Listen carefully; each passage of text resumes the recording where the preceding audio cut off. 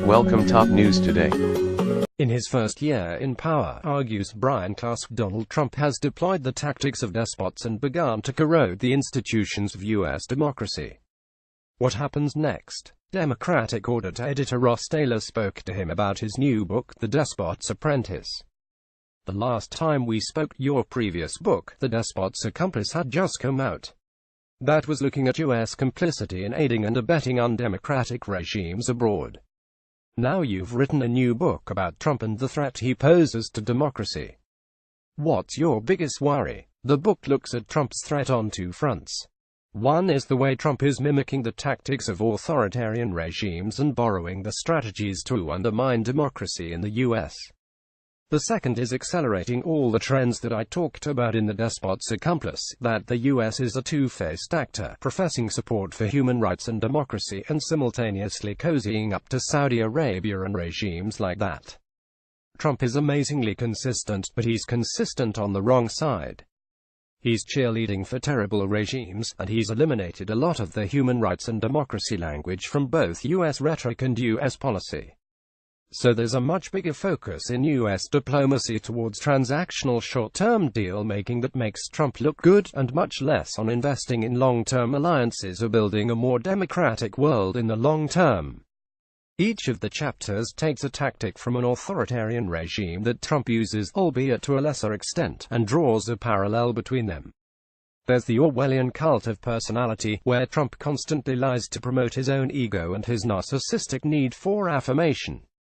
He's called the press an enemy of the people, which is harsher rhetoric than he's used towards actual despots. He's been filling the White House with nepotism, hiring family members, generals, cronies. He's even appointed his son's family wedding planner to be in charge of housing in New York and New Jersey. Then you have a really worrying politicization of the rule of law, which is an essential component of authoritarian rising. It is basically saying that the law is a weapon against enemies and to save allies. Trump has already pardoned one of his political allies, Joe Arpaio, in Arizona. He's called to lock up his opponent, and now he's going after Bob Mueller and trying to discredit him, keeping in mind that this is a Republican-appointed person from Trump's own party. Those aspects are really dangerous, because they are things that you can't walk back easily. So what does it look like when a demagogue uses despot-like tactics in a democratic system? And that's exactly what's happening. On the one hand, the institutions are still intact. Congress still has power, the courts still matter, the checks and balances are working. On the other hand, he's corroding democracy by poisoning the system and by poisoning the minds of a third of Americans, who believe that authoritarianism would be no problem as long as it was in their favor. Finally, the book looks at how Trump is breaking the norms of democracy in ways that have enlarged what is acceptable. I think about the first time that he said, "fake news." It was an international story. And now it's a daily occurrence. The first time he called to throw Hillary Clinton in jail, there was a gasp. Now it's, oh, just another tweet. I think you can simultaneously hold the view that Trump is being contained more than he would be if he was actually head of an authoritarian regime, and that at the same time he's dragging the US closer to that regime. Why can't we get traction on Trump? He has done things that would have destroyed any other president. Is it just the Republican Party to blame, or are other institutions not stepping up? The Republican Party exists in an environment where most of the elections for Congress are lost in the primary, as opposed to the general election. So in 2016, the average House member won re-election with a margin of victory of 37.1%, which is something that you see in authoritarian regimes. Some of this is demographics. But some of it is gerrymandering. The Republican base basically has the power to destroy Republican incumbents and elect another, more extreme Republican, because they know that they're probably not going to lose to a Democrat. That's killed off compromise, and it's made people who personally would say that Trump is terrible back him 100%. That's a big factor, and it's made possible by the polarization of American politics. Then there's the fart-aboutism that's become really common in American politics. This term, tellingly, came from the Soviet Union, where they would get criticized by the US for human rights abuses, and then they would point to some far more minimal problem in the US and say that there's a false equivalence. Trump is a master of this, and it is what his spin team always does. Any time that there's an accusation or obvious wrongdoing, they use the favorite bogeyman, Hillary Clinton, and say, "What about this?" For the people who absolutely despise Hillary Clinton, that's a very effective tactic. Sometimes the bogeyman is the system. For a large number of people in the US, Trump will never be more guilty than the system he attacks. That's why people who normally would profess bipartisan principles, like a free press and the rule of law being apolitical, don't care about them as much. They'd much rather have him attack that system. Fartaboutism as a political norm is one of the big stories of 2017. Mike Pence, Paul Ryan, Donald Trump and Mitch McConnell celebrate the passage of the Tax Cuts Act. December 2017. Photo White House. Public domain. A lot of people say to me, Trump is not Mussolini or Hitler. That's absolutely true. There's no question. But if a Mussolini-like figure tried to come into America and corrode the system from within, that person would be rebuffed immediately because people like Paul Ryan and Mitch McConnell, who've been complicit with Trump, would see the threat. I think because of Trump's showmanship and his bumbling nature, people falsely believe that he is less insidious. They think, "That's Trump, we can focus on the tax plan," or whatever it is. In a robust democracy like America, the only type of person who can destroy that from within is someone who is viewed as a non-threat. And that is what Trump has done masterfully. A lot of people thought that he was going to be an isolationist because of his plans on trade, and that he wouldn't get involved abroad because it wasn't what his base was interested in. But even leaving aside Russia, he's deeply involved abroad, such as in his interventions with Duterte and in North Korea. A lot of the democracy promotion the US does abroad is still going on because the funding hasn't run out yet. But presumably in the next year or two that will start to change.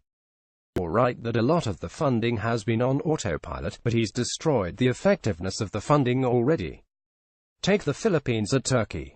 The embassies are still doing the right work. The people who are lifelong diplomats, many of which have left because Trump has made them ineffective, they're still fighting the good fight. But then Erdogan rigs a referendum to consolidate power further in Turkey. The State Department says the referendum was seriously flawed and we call for all parties to show restraint and to restore democracy. Then Trump calls and congratulates Erdogan and nothing else matters. It undercuts every pro-democracy signal the US has. With Duterte, it's the same thing. You get pressure from the US embassy that supports human rights. But then Trump explicitly praised Duterte's drug war in a phone call and then they met together. One of the most chilling moments was when Trump met Duterte at the ASEAN summit in Manila. They joked about journalists being spies in the Philippines, and then laughed about it. The Philippines is the third most dangerous place for a journalist to operate. That moment of laughing with a despot who has overseen a system in which doing investigative reporting is basically a death sentence. It's an unthinkable shift in US foreign policy, compared to even the two-facedness I talked about in The Despot's Apprentice. There's also a fundamental shift in how foreign policy is formulated under the Trump administration. The decision to move the US embassy to Jerusalem was not a calculated decision. There was no consultation of allies. It was something that would fire up his political base. The second thing is that Trump Tower opened in Manila in 2017, and there are 2 Trump Towers in Turkey. If he is nice to despots, Trump benefits financially from licensing deals, or better business. Or he risks expropriation of his properties. Which was not true under Obama, or any president in modern times. The democracy promotion agenda has effectively been undercut by one person, and that's the person at the top. Is the Russian inquiry going to make the difference? I think the Russian investigation could bring down Donald Trump. It's speculation still. In the Watergate scandal, which is the last time a US president was taken down by an inquiry, it was 4 or 5 days between the release of the smoking gun tape and when Nixon resigned. Up until that point, nobody knew it existed and the inquiry had been open for a year and a half. Up until that point, Nixon claimed that he was not a subject of the investigation. There are very many similarities here. You have a president trying to claim he's not under investigation, and all signs pointing to the fact he is. In addition to collusion, there's obstruction of justice and a whole lot of other potential criminal liabilities. I think it is absolutely obvious that there is no innocent explanation for what happened. On the collusion aspect, the smoking gun is the Trump Jr. emails that say, "We're offering you high-level sensitive dirt from the Russian government on Hillary Clinton," and they say, "We love it. When can we set up a meeting?" And then they have the meeting in Trump Tower with Trump's son-in-law and campaign manager. At the point, the rosiest interpretation is that they tried and failed to collude. But they still tried. So to me that's the end of that story. The obstruction of justice question, I think, was over when Trump admitted that he fired James Comey because of the Russian investigation.